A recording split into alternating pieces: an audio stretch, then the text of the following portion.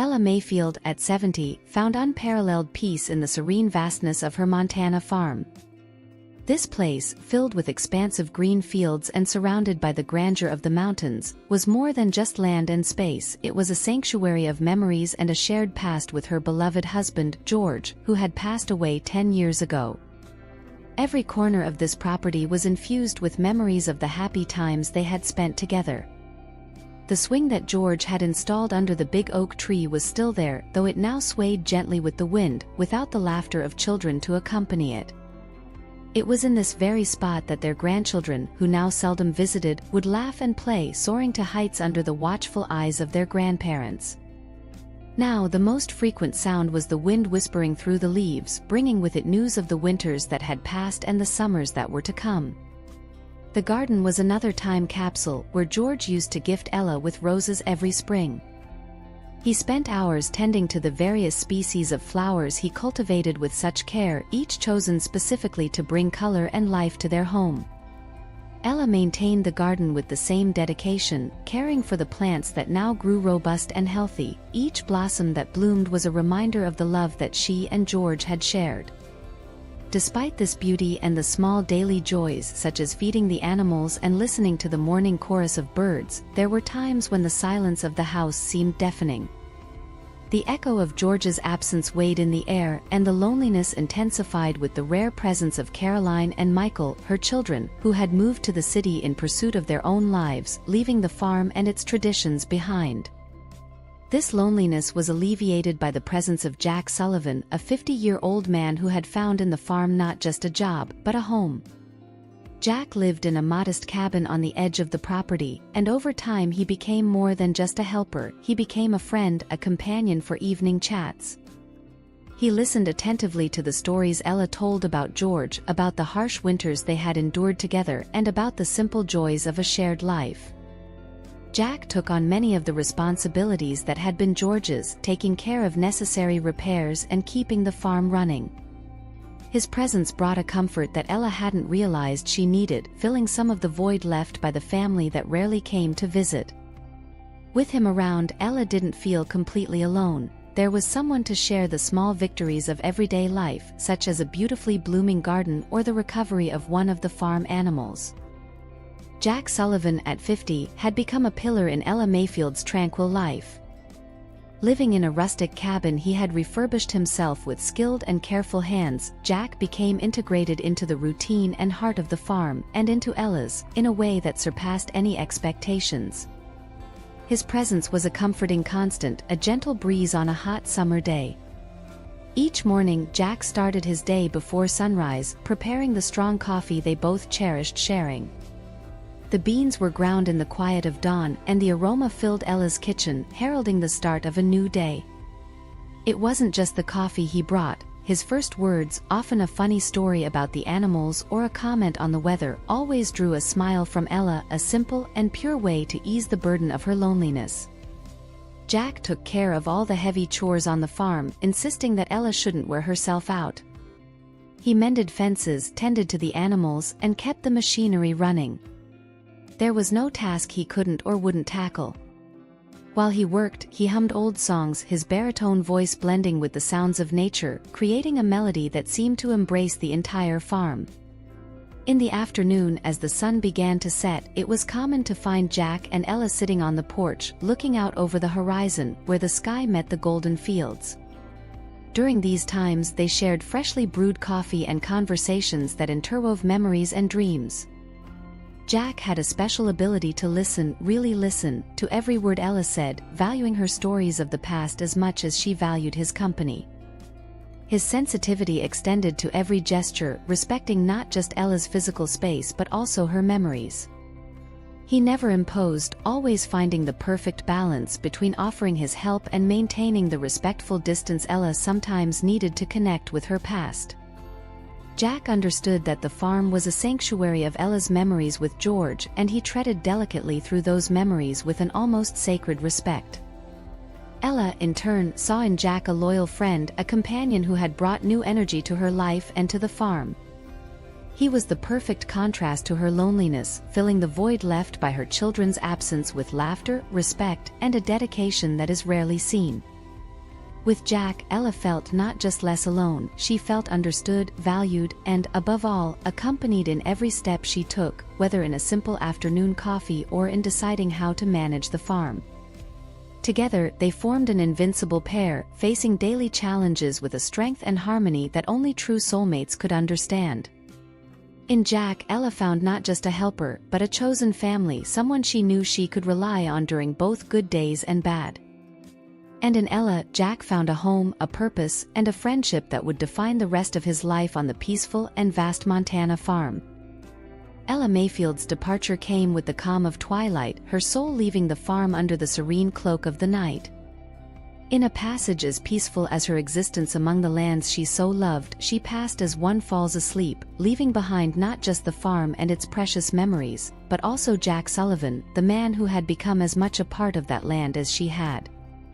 That night, the farm lost its matriarch, but Jack lost an irreplaceable friend, almost family, who had adopted him under her wings and nurtured him with love. Devastated by the loss, Jack felt every corner of the large house echo with Ella's silence. Moving from the modest cabin to the main house, he did not seek comfort in the spacious rooms or the fireplace that now remained cold. He sought to keep Ella's legacy alive, preserving every particle of the life she had built. His abode was now imbued with the duty to honor the woman who had been the heart of that farm. Jack took upon himself the task of caring for Ella's garden, where the roses still bloomed under the care of his now trembling hands with emotion.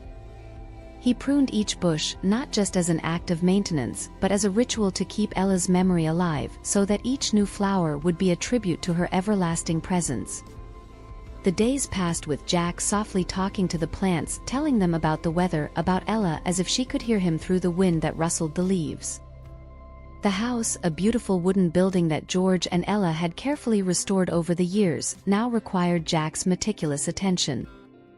He walked through each corridor, each room, adjusting a picture here, repairing a creak there, always conversing with Ella in thought, discussing each decision as if she could respond.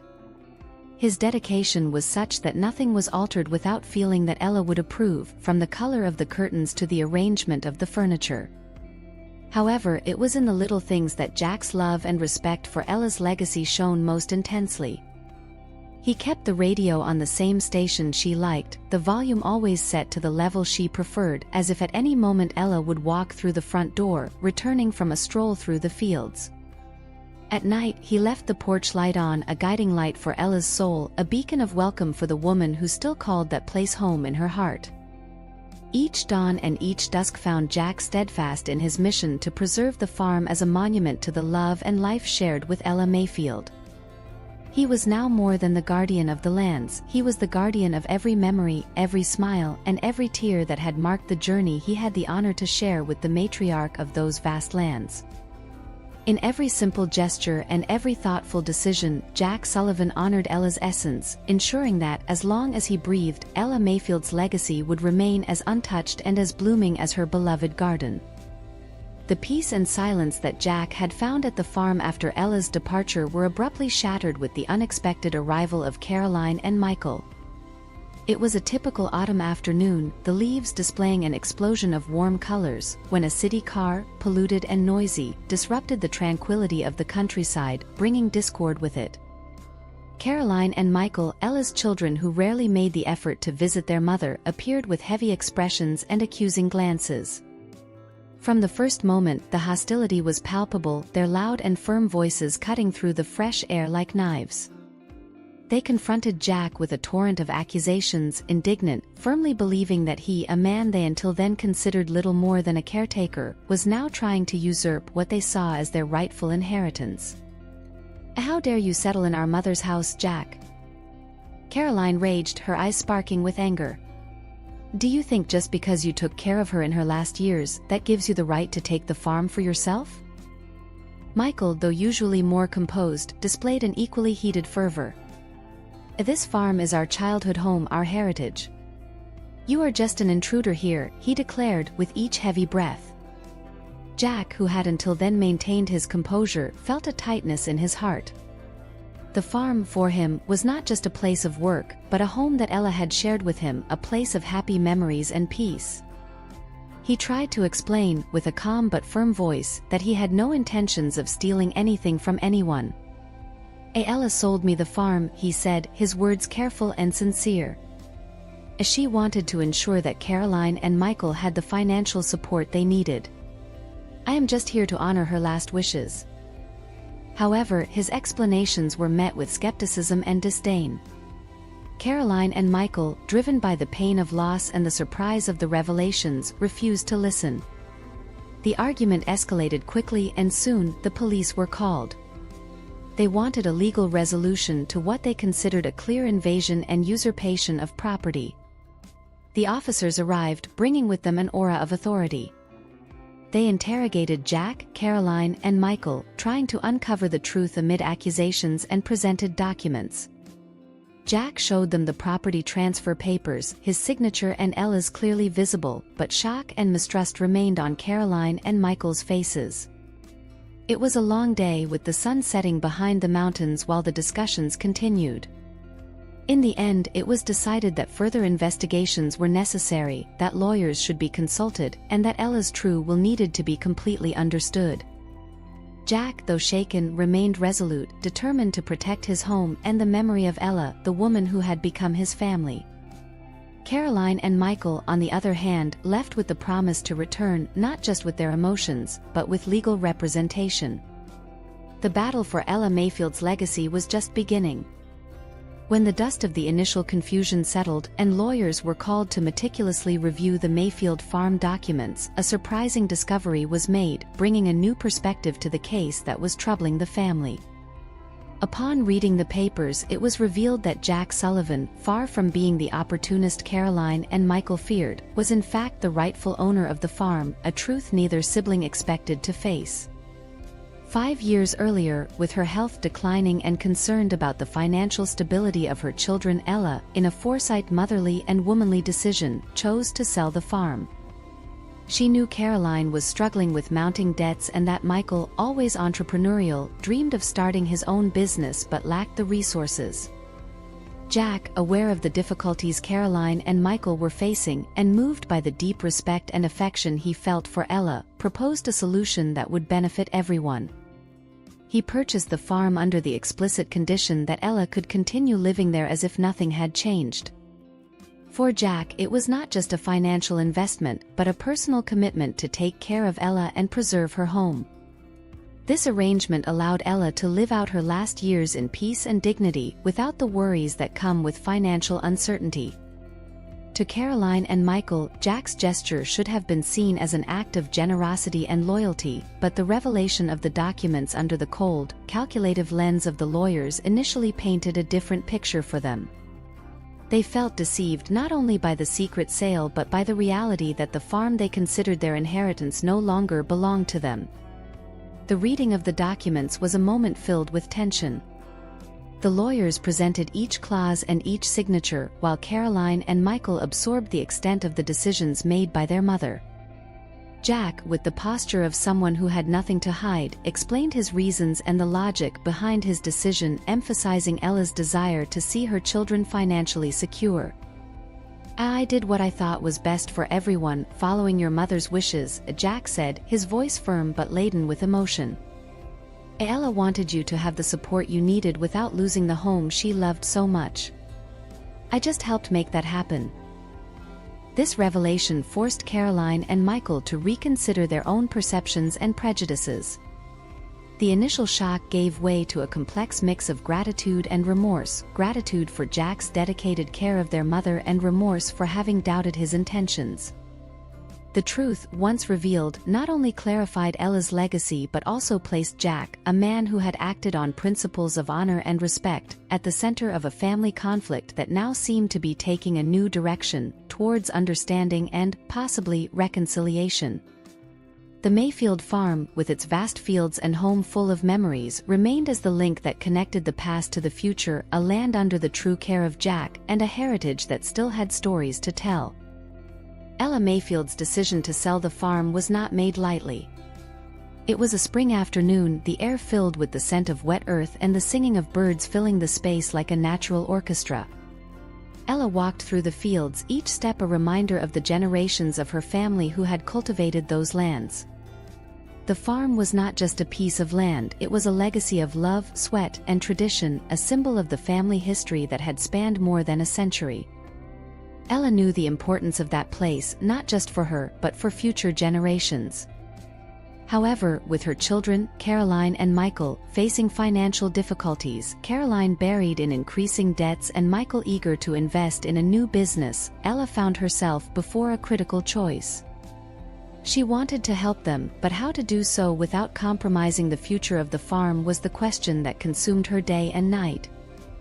It was then that Jack Sullivan, the man who had cared for the farm alongside her for years, stepped forward not just as a friend, but as the solution Ella needed. Jack, with his deep appreciation for the land and for Ella, proposed to buy the farm. He understood Ella's concerns. He would not only preserve the farm's legacy but also ensure it remained a sanctuary of memories and history. Ella, I know how much this place means to you and your family. I will take care of it as if it were my own, keeping everything intact, just as you want, Jack had said, with palpable sincerity. And at the same time, this can help Caroline and Michael when they need it most. She pondered long over his offer, considering all the possible futures each decision could create. Selling to Jack meant that the farm would continue to be cared for with respect and dedication. More than that, it would assure Ella peace of knowing that the lands her family had loved for so many generations would not be transformed or divided. Thus, with a heavy heart but also a sense of purpose, Ella signed the papers that would transfer the farm's ownership to Jack. She did this with the condition that she could continue living there, watching the seasons change and the fields flourish under Jack's care, who was now more than a friend, he was the guardian of her family's legacy. This act of sale, though painful, was an act of deep love and preservation. She was helping her children, indeed, providing them with the necessary financial support at a critical moment, but also protecting the integrity of the farm. It was a decision that reflected her wisdom and her love, not just for her children, but for the husband she had loved and the land they had together nurtured. Therefore, as Ella walked through her beloved fields for the last time as their owner, she felt a complex mix of emotions: sadness for the end of an era, relief at addressing her children's immediate needs, and confidence, a serene confidence that Jack would honor every stone, every plant, and every piece of history that those lands represented. It was a new chapter for the Mayfield farm, but one that continued the story with respect, love, and dedication. Caroline and Michael Mayfield faced a moment of raw and challenging truth when the farm documents were revealed. The discovery that Jack Sullivan, far from being the usurper they imagined, was in fact the protector and rightful owner of the farm, chosen by the hand of their own mother, Ella, was a devastating blow. In the lawyer's office, with the property papers spread out on the table, the two siblings listened intently as the lawyer detailed each clause and the intent behind Ella's sale. Jack stood by, his posture calm, but his eyes revealed the weight of the situation. He showed no triumph; instead, his expression carried the serenity of someone who knows the truth of their own heart and actions. We didn't know," Caroline stammered, the words struggling to come out as she grappled with the emotions flooding her. The remorse for having doubted Jack, the shame of not being more present in their mother's life, and the belated gratitude for what Jack had done, it all mingled into a painful confusion. Michael, whose initial anger had been more vociferous, now felt the weight of his injustice. "Jack, I'm sorry," he said, his voice low, looking at the man who had cared for their mother with more love and attention than he himself had shown. "For everything. For not seeing what was really happening, for thinking ill of you. And thank you for everything you did for my mother." Jack nodded, accepting the apologies with a grace that was as much a part of his character as his simplicity. "Ella loved you both very much," said Jack, his words simple, but loaded with meaning. "She just wanted to help in the way she could. I promised her I would take care of everything, and that's what I tried to do." The conversation that followed was difficult and full of emotions. Caroline and Michael, confronted with the magnitude of their mother's sacrifice and their own neglect, began to understand the depth of what Ella and Jack had planned. The farm, a place filled with memories and meanings, had been preserved by Jack not just as a home, but as a gesture of love and respect for the woman they both revered. The acknowledgement of this act brought a new beginning to the relationship between Jack, Caroline, and Michael. They promised to do more, not just to preserve Ella's legacy, but to build new ties that this time would include Jack as part of the family, not out of obligation, but by choice and gratitude. Let's have a dinner at the farm. A fresh start, suggested Caroline, an idea supported by Michael with an enthusiastic nod. Jack smiled, his silent approval marking the beginning of a new era for the Mayfield farm.